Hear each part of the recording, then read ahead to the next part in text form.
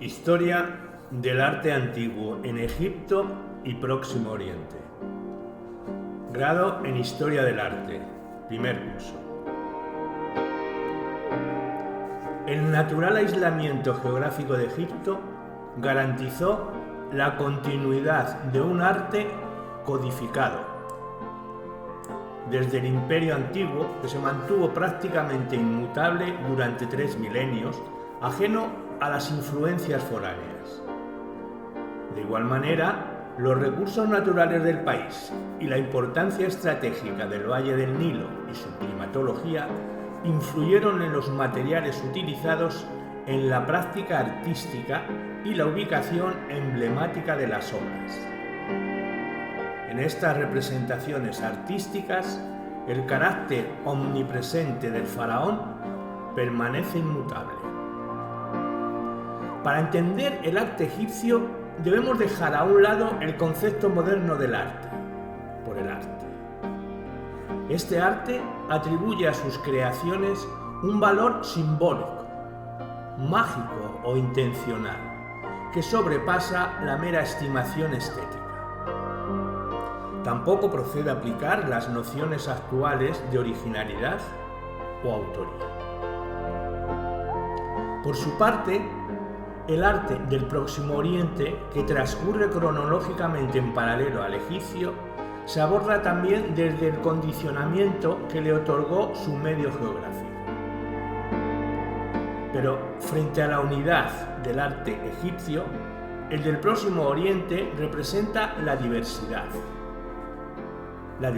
de pueblos que hallaron esas tierras, además de las influencias de las zonas geográficas vecinas, dieron lugar a una realidad artística diversa y compleja, que da un perfecto reflejo de la realidad político-social. Hablemos del primer tema, los fundamentos del arte egipcio. En este capítulo vamos a ver Egipto en su contexto, la cuenca del Nilo, Egipto en su medio geográfico, el poder faraónico y la administración del Estado, la religión, con el panteón egipcio y la vida de ultratumba, los fundamentos del arte egipcio, un arte para la eternidad, la construcción del más allá y las imágenes de la vida para después de la muerte, el papel del artista y la cronología del arte egipcio. Vamos a comenzar. La civilización egipcia surge de la confluencia en su devenir histórico de una serie de factores determinantes de carácter geográfico y humano, capaces de engendrar una monumental y original cultura cuyas manifestaciones artísticas perduraron con ligeras variantes a lo largo de sus más de 3 milenios de historia. Pero esta producción artística no desapareció en las arenas de la historia, sino que parte de sus modelos artísticos se pueden rastrear en la fase inicial del arte griego. Para analizar las principales manifestaciones de este arte a lo largo de sus distintos periodos, es necesario partir del conocimiento del medio geográfico en que surge el hecho artístico, así como de los caracteres políticos, socioeconómicos y culturales que determinan la aparición de unas obras condicionadas en todo momento por un sistema de creencias que determinó el destino final de las mismas, al igual que el papel desempeñado por el artista en el proceso de su creación. Primer punto. Egipto en su contexto. La cuenca del Nilo, Egipto en su medio geográfico. El área geográfica egipcia ha estado condicionada desde la antigüedad por 2 factores determinantes. El primero, el gran desierto del Sáhara, y el estrecho y largo valle del caudaloso río Nilo. De los desiertos circundantes, Kasek, Tierra Roja, se obtenían materias primas claves, como piedras o minerales. pero también existían oasis que desempeñaron un importante papel en la historia y la economía egipcias. Al norte, el istmo de Suez separaba Egipto del Próximo Oriente, y al sur de la primera catarata se encontraba Nubia, de difícil acceso pero de gran importancia comercial. El Nilo determina la existencia de dos regiones naturales claramente diferenciadas dentro del país: el Alto Egipto, con el valle fluvial, y el Bajo Egipto, el delta. De sus crecidas anuales dependían las cosechas de todo el país, por lo que el faraón debía velar especialmente tanto del mantenimiento de canales, terrazas de cultivo, etc., como de aplicar al mismo dios Nilo para que fuera benevolente. De la vegetación que alberga el Nilo se extrajeron numerosos motivos artísticos. He de nombrar el nenúfar, el loto, aves acuáticas, peces, reptiles, y de la fauna como el ibis y la cobra, símbolos de protección mágica de los faraones y que por tanto aparecían en el tocado regio. Entre las materias primas más usadas por su disponibilidad destacaban la caliza y la arenisca, aunque se usaron también con frecuencia la diorita, el granito y el pórfido. Otras materias primas llegaban desde Nubia, como fueron oro y madera, desde el Líbano, la madera, desde Afganistán, el lapislázuli o el Sinaí, turquesa malaquita. El poder faraónico y la administración del Estado. El sistema político estuvo fundamentado en la existencia de una monarquía absoluta de carácter divino, en la que el gobernante, denominado faraón, reunía en su persona no solo todo el dominio político, sino también las más altas funciones religiosas y culturales, debido a que su poder era de naturaleza divina. Por debajo del faraón se encontraba la nobleza, estamento formado por una minoría cortesana, por la clase sacerdotal y por los funcionarios. Este grupo contrastaba con la gran mayoría de la población, que formaba la clase baja, y bajo ellos el grupo de los esclavos. Administrativamente, el imperio se dividía en 42 nomos o provincias, y en la cúspide del aparato gubernativo se situaba el visir. En cuanto al sistema económico, el faraón era dueño de todas las tierras, animales y demás recursos, además de regular el comercio a gran escala.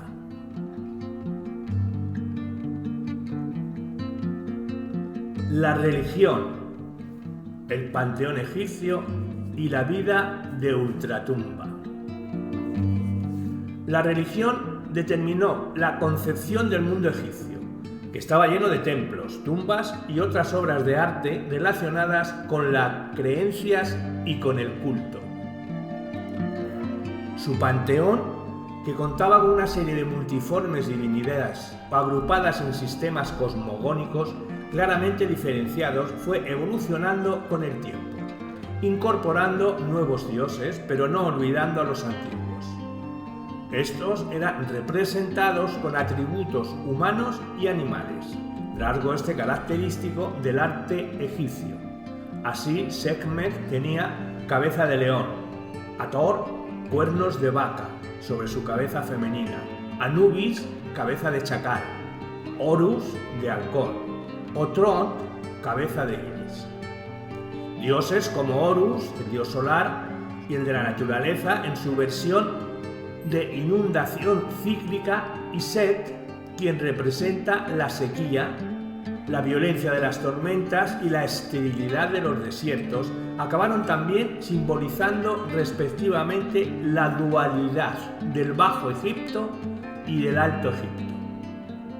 Otros grandes dioses fueron Ra, dios solar, asociado con el Imperio Nuevo con Amón, Atón, la fuerza creativa del Sol de la revolución de Amarna, Het, la tierra, Nut, el cielo, y Osiris, dios que simbolizaba la esperanza en una resurrección, y que también ocupó el puesto de dios de los muertos que inicialmente desempeñó Anubis, quien pasó desde entonces a asumir la función de dios embalsamador. También se creía en la existencia de una fuerza vital que circularía sin tregua desde los inicios del mundo, cuya plena potencialidad se alcanzaba tras la muerte. La personalidad humana estaría compuesta de un cuerpo material unido a varios principios espirituales, como el Ka y el Ba. El primero era la energía vital, que acompañaba al individuo toda su vida y seguía existiendo tras la muerte. El segundo, el Ba, era una especie de espíritu transfigurado tras la muerte y que se correspondería aproximadamente con nuestro actual concepto del alma.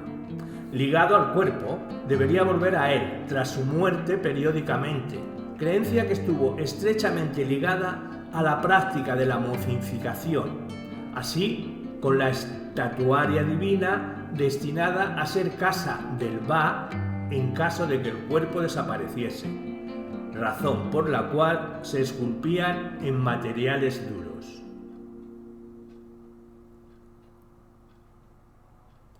Los fundamentos del arte egipcio. Un arte para la eternidad. Las construcciones del más allá. Y las imágenes de la vida para después de la muerte.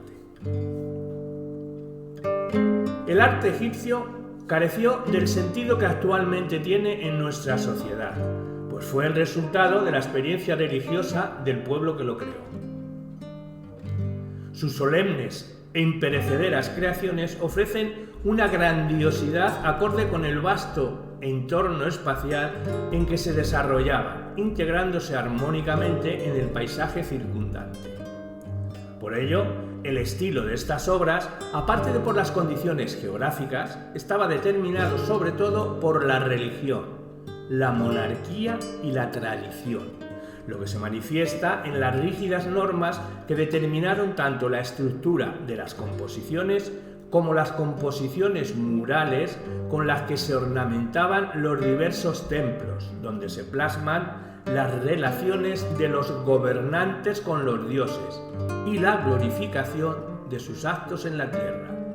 Pero además, gran parte de este arte estaba motivado con la creencia en la existencia eterna del hombre y de todos los demás seres, lo que originó la creación de obras destinadas a perdurar tras la muerte de sus promotores. Es este afán por reproducir en los enterramientos fieles escenas de la vida cotidiana en las que participa el difunto. Es el responsable de que los pintores pintasen armónicas, equilibradas y bidimensionales y apacibles composiciones, o que los escultores esculpiesen retratos de factura realista.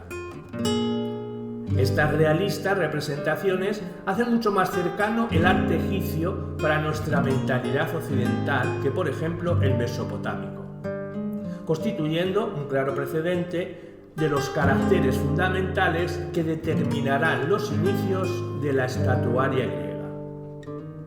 Además, este sentido del orden les llevará a crear un canon de proporciones que permaneció inmutable durante milenios, basado matemáticamente en la aplicación de figuras geométricas, a las que debían adaptarse todas las creaciones, tanto arquitectónicas como escultóricas y pictóricas. A pesar de esta cohesión en las formas y la continuidad estilística, el arte egipcio no tuvo un estancamiento formal, pudiéndose constatar una evolución como en la escultura real de la 12ª dinastía del Imperio Medio. Se intentan representar sentimientos o en la novedosa iconografía y el realismo del periodo de Amarna.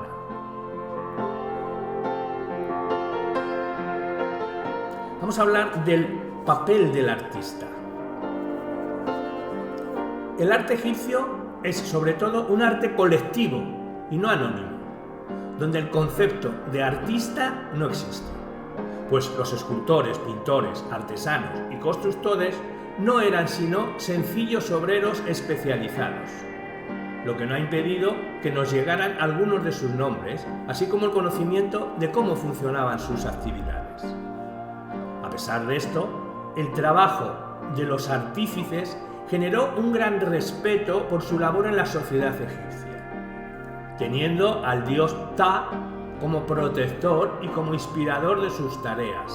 Ptah fue el dios creador, incluso llegando a ser miembros de la baja casta sacerdotal. La labor de estos hombres era supervisada por el sumo sacerdote, normalmente hijo o pariente del faraón, ayudado por los supervisores de obras reales, excepto en los grandes templos sacerdotales. El concepto de belleza en sí mismo tampoco existía, pues más que la creatividad y la individualidad se valoraba la pericia.